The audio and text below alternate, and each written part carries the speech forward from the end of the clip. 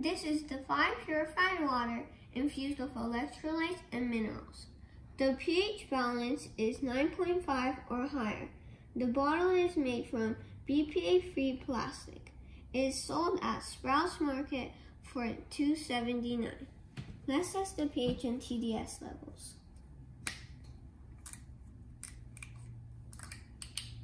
Let's pour some water in.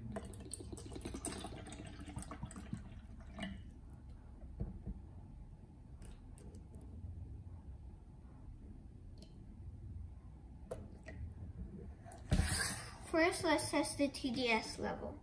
Turn on the TDS tester, make sure it says 0, and put it in.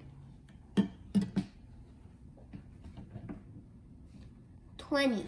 That is microfiltered distilled water. Now let's test the pH level. Do 2 to 3 drops.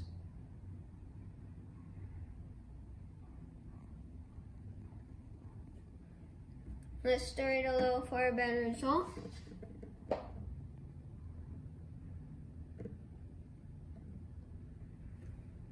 I give this an 8.5. This is alkaline water.